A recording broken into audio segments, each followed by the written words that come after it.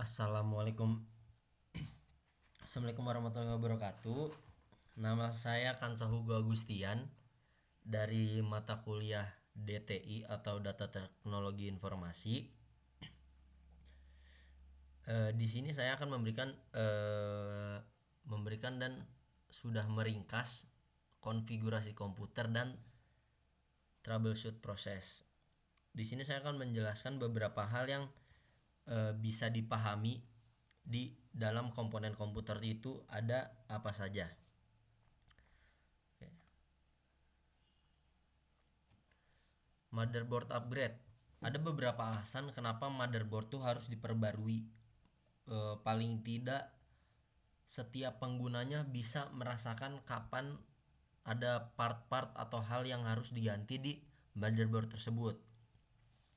Pertama, ada kebutuhan pengguna berubah.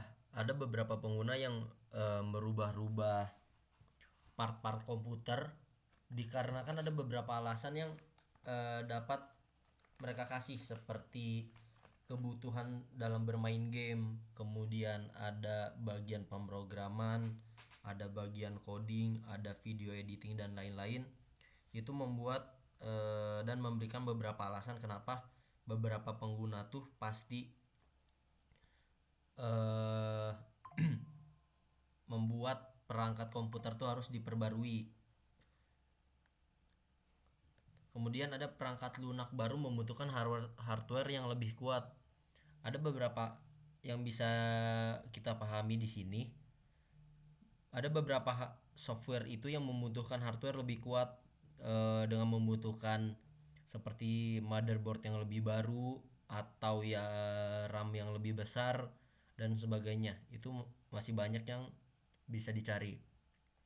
Kemudian hardware baru menawarkan performa lebih tinggi.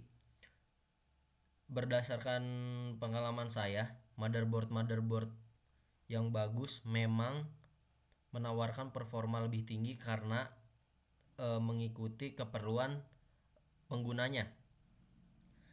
Seperti mungkin dengan motherboard yang lebih bagus itu bisa menampung RAM yang lebih banyak.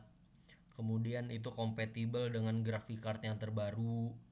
Kemudian mungkin ada beberapa yang mempunyai colokan lebih banyak, RAM lebih banyak, kemudian bisa di SSD portnya lebih banyak. Ada beberapa hal yang harus dipertimbangkan saat mengganti motherboard. Satu, ada upgrade motherboard mungkin mengharuskan penggantian komponen lain seperti CPU, heatsink plus kipas dan RAM. Karena ada beberapa motherboard yang belum kompatibel dengan semua RAM. Kemudian untuk CPU, emang untuk CPU ini kebutuhannya tergantung pengguna. Kemudian untuk kipas itu tergantung tempat juga.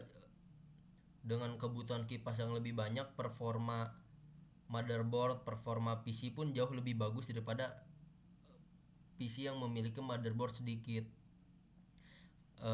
Alasannya karena jika memakai fan atau kipas lebih banyak, itu bisa meningkatkan performa dalam kurung mungkin suhu yang dihasilkan oleh PC tersebut. Dan jika kita mempunyai fan atau kipas yang lebih banyak, itu akan memperbagus performa dan membuat suhu PC kita tidak terlalu tinggi.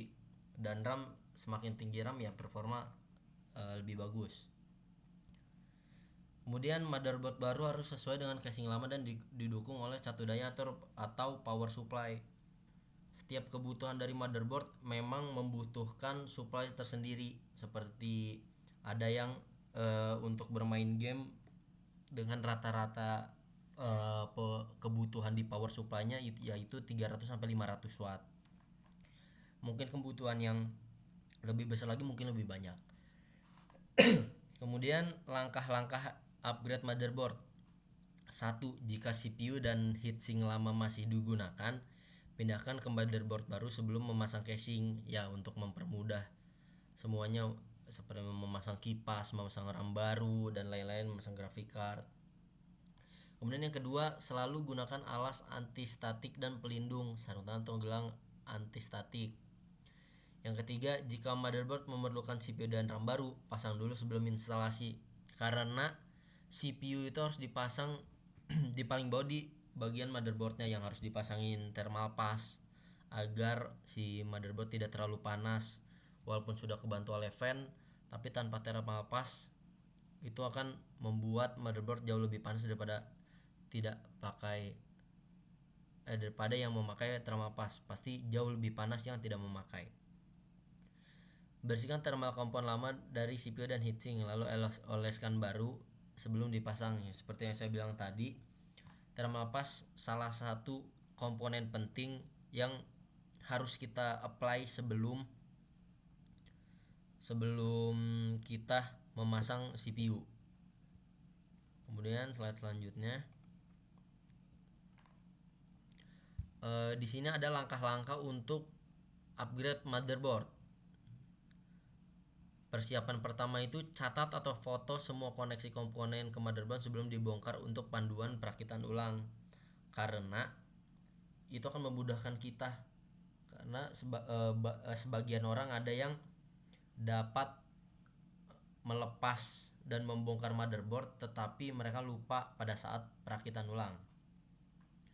Prosedur pertama untuk mengupgrade atau meningkatkan motherboard yaitu: 1. Lepaskan motherboard lama. Catat koneksi kabel daya, kipas, LED, dan tombol casing. Lepaskan semua kabel di motherboard. Kemudian keluarkan kartu ekspansi dan simpan di tas atau alas anti-statik. Catat posisi sekrup dan penyangga atau stand off di motherboard. Perhatikan yang non logam atau insulator. Keluarkan motherboard lama dari casing. Kemudian yang kedua, pada saat pemasangan motherboard baru, pelajari lokasi semua konektor pada motherboard baru. Ganti I/O shield lama dengan yang baru dari motherboard baru. Pasang dan kencangkan motherboard ke casing dengan skrup yang sesuai.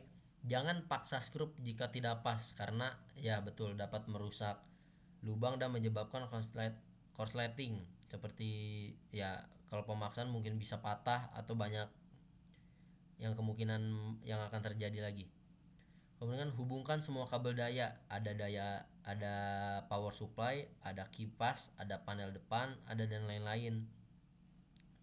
Kemudian gunakan adapter jika konektor ATX tidak sesuai. Kemudian pasang kembali kartu ekspansi. Di pemeriksaan akhir kita bisa pastikan kalau nggak ada bagian yang longgar atau kabel yang terlepas, karena kalau ada kabel terlepas si PC-nya mungkin tidak akan berjalan dengan semestinya. Kemudian hubungkan keyboard, mouse, monitor, dan daya ke port masing-masing. Kalau terdeteksi masalah seperti tidak nyala atau blue screen atau ada masalah lain, segera matikan daya. Upgrade CPU. Upgrade CPU dapat meningkatkan kecepatan pemrosesan komputer dengan persyaratan CPU baru harus kompatibel dengan soket dan chipset motherboard. Mungkin memerlukan heatsink dan kipas baru yang sesuai dengan soket dan mampu menghilangkan panas CPU yang lebih cepat. Ya, seperti saya bilang tadi, ada bagian yang harus kita kasih thermal pass agar tidak terlalu panas. Pentingnya selalu oleskan thermal compound antara CPU baru dan heatsink. Untuk pemantauan suhu, periksa pengaturan suhu di BIOS untuk mendeteksi masalah. Itu cara menghidupkan BIOS itu pada saat menyalakan komputer itu ada berbagai macam-macam. Salah satunya kita bisa menekan F2 berkali-kali. Kemudian gunakan aplikasi pihak ketiga untuk memantau suhu CPU secara real time. Itu bisa diinstal dan di-download di Google. Kemudian ada konsultasi dokumentasi motherboard atau CPU untuk rentang suhu operasi yang nyaman. Itu juga bisa kita cari juga di Google. Kemudian untuk pemasangan kipas, tambahkan arahkan kipas sesuai kebutuhan. Itu tergantung penempatan kita terhadap casing PC juga. Jadi kita tidak bisa memasang kipas sesuai yang ini sendiri. Kemudian pasang kipas di lubang yang tersedia pada casing. Biasanya kipas atas untuk mengeluarkan udara panas, kemudian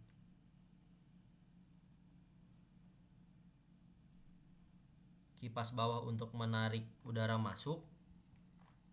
Dan yang terakhir, hindari memasang dua kipas berdekatan dengan arah berlawanan karena itu akan merusak sirkulasi. Kemudian yang terakhir, hubungkan kipas ke catu daya atau motherboard sesuai jenis konektornya.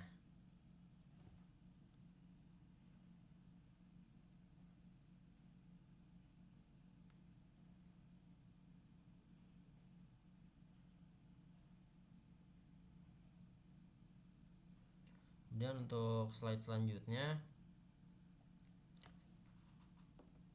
menambah storage atau penyimpanan. Menambah hard drive baru dapat meningkatkan kecepatan dan kapasitas penyimpanan tanpa membeli komputer baru. Ada beberapa alasan yang dapat kita lihat di sini untuk menambah kapasitas penyimpanan, meningkatkan kinerja sistem, memisahkan data sistem dan data pribadi, backup atau konfigurasi RAID. Kemudian ada langkah pemasangan. Pasang drive ke dalam bay atau rak kosong di casing dan kencangkan dengan skrup. Hubungkan drive ke motherboard menggunakan kabel yang sesuai, SATA atau NVMe untuk M2. Hubungkan kabel daya dari power supply ke drive. Ada di sini, ini tergantung masing-masing orang. Bisa kita mengupgrade perangkat luar seperti ada keyboard, kemudian ada mouse, mungkin ada headset. Ada beberapa alasan, yaitu beralih ke desain ergonomis, kemudian rekonfigurasi keyboard atau aksesibilitas. Ini menyesuaikan kebutuhan pengguna. Kemudian ada power supply.